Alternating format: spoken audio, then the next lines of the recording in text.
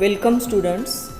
In last video lecture we have studied the expression for time period of a simple pendulum as well as length of seconds pendulum, and that expressions are for simple pendulum periodic time t, capital T is equal to 2 pi root L upon G, and length of seconds pendulum Ls is equal to G upon pi square. Then in this video we first solve examples 13, 14 and 15 in your book. First example number 13 is a simple pendulum performs SHM of period 4 seconds. How much time after crossing the mean position will the displacement of the bob be 1/3 of its amplitude? आता हे example सोडवत असताना सोल्युशनमध्ये अगोदर example काळजीपूर्वक वाचून काय दिलेलं आहे ते गिवनमध्ये अगोदर आपल्याला लिहून घेतलं पाहिजे. A simple pendulum performs SHM of period 4 second. तर 4 सेकंद हा पिरियडिक टाईम गिवनमध्ये capital T is equal to 4 second.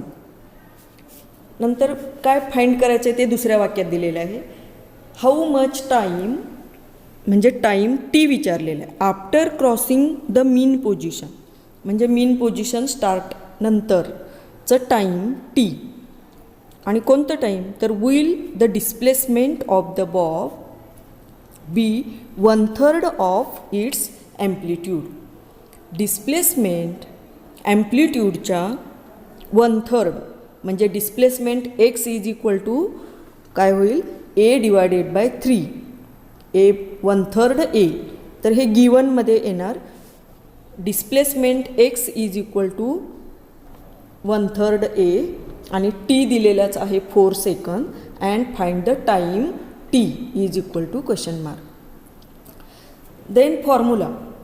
आता या ठिकाणी डिस्प्लेसमेंट आणि टाईम यांच्यामधलं सूत्र म्हणजेच when particle starts from mean position displacement x is given by formula is X is equal to capital A sine omega T आणि plus alpha असतं, पण alpha is equal to 0 at mean position, and therefore x is equal to A sine omega t. आता या फॉर्म्युल्यामध्ये या ठिकाणी एक्सची किंमत दिलेली आहे A upon 3. A as it is आपण सबस्टिट्यूट करू शकतो आणि टी सबस्टिट्यूट करायचं आहे, परंतु ओमेगाची किंमत माहीत असली पाहिजे. तर ती ओमेगाची किंमत पिरियड टी दिलेला आहे त्याच्यावरून आपल्याला डिटर्मिन करता येईल. Omega is equal to formula आहे omega is equal to 2 pi upon T. T is equal to 4 substitute करून 2 pi upon 4 that is omega is equal to pi by 2. तर ही ओमेगाची किंमत या एक्सच्या फॉर्म्युल्यामध्ये सबस्टिट्यूट करून सबस्टिट्यूशनची स्टेप होईल A upon 3 is equal to A sine pi by 2 into t. तर A cancels on both side and we get sine pi by 2 into T is equal to 1/3 that is equal to 0.3333. तर sine theta is equal to x, त्याच्यावरून theta is equal to sine inverse of x. Therefore here theta is pi by 2 into T is equal to sine inverse of 0.3333. आणि log टेबलमध्ये sign inverse of 0.3333 ची किंमत येते 19.5 degree आणि पायची किंमत 180 degree. Therefore 180 divided by 2 into T is equal to 19.5 degree. 180 divided by 2, that is 90 into t is equal to 19.5, and from this t is equal to 19.5 divided by 90. therefore t, तर हा भागाकार लॉगच्या सहाय्याने लॉगांची वजाबाकी आणि अँटीलॉग पाहून आपल्याला उत्तर मिळेल. Time t is equal to 0.2167 सेकंद. Then next example number 14 in your book is a simple pendulum of length 100 centimeter performs SHM. Find the restoring force acting on its bob of mass 50 gram when the displacement from the mean position is 3 centimeter. आता सोल्युशनमध्ये परत एकदा given आणि find लिहिण्यासाठी एक example काळजीपूर्वक वाचून काय दिलेलं आहे, कोणते आकडे दिसत आहेत पहा. 100 सेंटीमीटर, 100 सेंटीमीटर ही काय आहे, तर लेंथ ऑफ सिम्पल पेंडुलम, त्याचं नोटेशन आहे कॅपिटल एल. म्हणून गिवनमध्ये येईल capital L is equal to 100 centimetre. Find the restoring force म्हणजे एफ. फाइंडमध्ये येईल F is equal to question mark. Acting on the bob of mass 50 gram म्हणजे mass म्हणजे m, mass of a bob, small एमची किंमत गिवनमध्ये येईल 50 gram. When the displacement म्हणजे x from mean position is 3 centimetre. तर गिवनमध्ये x is equal to 3 centimetre. आता दिलेल्या ज्या किमती आहेत सेंटीमीटर, ग्रॅम, सेंटीमीटर ह्या CGS सिस्टीममध्ये आहेत. म्हणून ॲक्सिलरेशन ड्यू टू ग्रॅव्हिटी जीची किंमतसुद्धा आपण CGSमध्ये परीक्षेमध्ये गिवनमध्ये दिलेली असते. G is equal to 980 centimetre per second square. आणि ह्या जर किमती SI सिस्टीम ऑफ युनिटमध्ये असतील तर जीची किंमत 9.8 मीटर पर सेकंड स्क्वेअर. आता सिम्पल पेंडुलमच्या डेरिवेशनमध्ये आपण रिस्टोअरिंग फोर्स एफसाठीचं सूत्र पाहिलेलं आहे, तर ते या ठिकाणी वापरावं लागेल. एल, एम, एक्स यांच्यामधील एफचं सूत्र आहे एफ इज इक्वल टू, डेरिवेशनमध्ये सूत्र मिळालेलं आहे F is equal to mg sine theta. Sine theta equal to theta if angle theta is very small. म्हणून mg theta, F is equal to mg theta. आणि angle theta is equal to arc upon radius म्हणजे x displacement x along arc AB, x upon radius म्हणजे L. तर ती substitute करून F is equal to सूत्र मिळालेलं आहे mgx upon L. तर ह्या चारही किमती दिलेल्या आहेत, त्यांच्या किमती सबस्टिट्यूशनच्या स्टेपमध्ये आपल्याला लिहिता येईल. F is equal to 50 gram into 980 centimetre per second square into 3 centimetre divided by 100 centimetre. तर हे कॅल्क्युलेशन करून 2 झिरो कॅन्सल होतील आणि 5 इंटू 98 म्हणजे 490 इंटू 3 तोंडी कॅल्क्युलेशन करता येईल. आणि परत ह्या 3नी गुणून 1470 1470 हे सुद्धा CGS युनिटमध्येच एफची किंमत म्हणजे dine.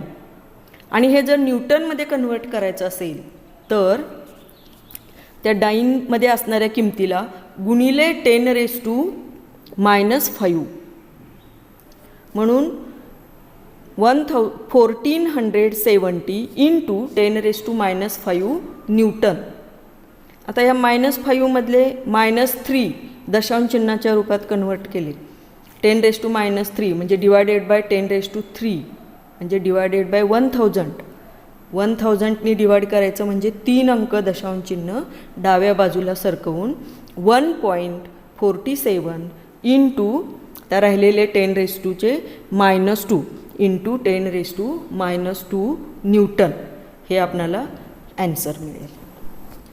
Then next example is example number 15 in your book.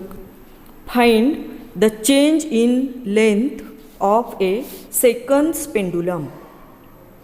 Find the change in length of a seconds pendulum if the acceleration due to gravity at the place changes from 9.75 meter per second square to 9.8 meter per second square.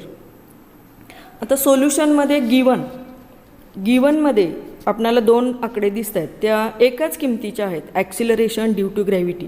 तर दोन्हीला आपण acceleration due to gravity जी आणि जीच्या दोन किमती आहेत म्हणून G1 आणि G2 म्हणून गिवनमध्ये आपल्याला लिहिता येईल G1 is equal to 9.75 metre per second square and G2 is equal to 9.8 metre per second square.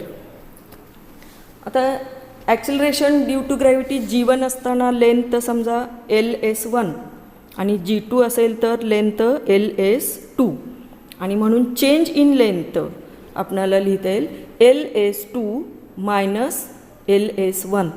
तर आपल्याला फाइंड करायचं आहे LS2 मायनस LS1. आता formula length of seconds pendulum LS is equal to G upon pi square. तर pi constant म्हणजे length of seconds pendulum is directly proportional to acceleration due to gravity. Therefore, when value of G increases, the length also increases. Then here we can write LS1 is equal to G1 upon pi square and LS2 is equal to G2 upon pi square. तर आपल्याला subtraction घ्यावं लागेल. Subtracting equation 1 from equation 2, we get LS2 minus LS1 is equal to G2 minus G1 divided by pi square.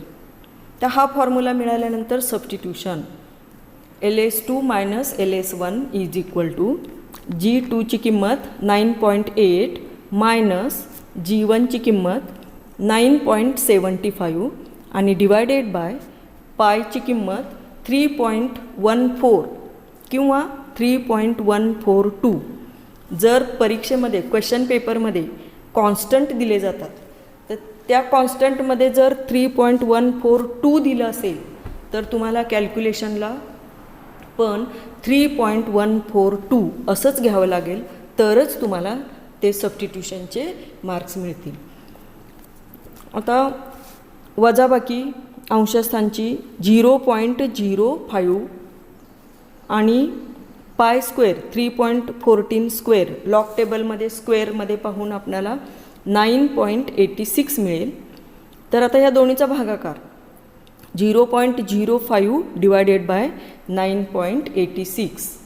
हा भागाकार लॉगच्या सहाय्याने करण्यासाठी त्या दोन्हीच्या लॉगांची वजाबाकी. तर लॉग स्टेप्स साईडला लिहायच्या.